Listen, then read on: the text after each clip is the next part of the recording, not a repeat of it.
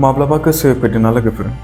गोबां मानसियानो सानो जे आंनिफ्राय साबसिन रावबो गैया, आंनियाल' जानांगौ, गुबुननिया जेखि जा दाजा, बेबायदि साना होमबा लोगोफोर?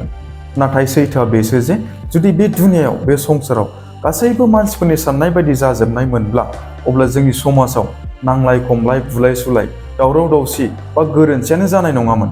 मानसिफ्रा बेनिखायनो सानो जे गासैबो आंनि साननाय बायदिल' जाजोबनांगौ, आंनि साननायाल' नंगौ, सैथो। मानो होनबा बैसोर बायदि मानसिफ्रा गोरोन्थिखौ एक्सेप्ट खालामना लानो थाखाय बिसोरनाव गोहो गैया। बैसोर बायदि मानसिफ्रा गियो जे जुदि आं जेननायखौ एक्सेप्ट खालामनानै लायोब्ला आं मा जागोन, मानसिफ्रा आंखौ मा बुंगोन, आंनि अहंकारा थानाय नङा बा आंखौ रावबो भेलु होनाय नङा, बेबायदि सानो। नाथाय आसोल हिउमेनिटिया अब्लासो जोंनि गोसो सिङाव सोमजियो, जेब्ला जों गावखौनो गाव गोथौवै साननानै नायो आरो गावखौनो बुङो, औ बेवहाय आंनिनो गोरोन्थिमोन होननानै। गोरोन्थिखौ एक्सेप्ट खालामनाया बे जोंनि जेननाय नङा, थामहिनबा बे जोंनि देरहानायसो, गावनि सायाव, गावनि अहंकारनि सायाव। मानो होनबा अहंकारखौ जाय फेजेननो हायोना, बेसो दुनियाखौ बुजियो, संसारखौ मिथियो।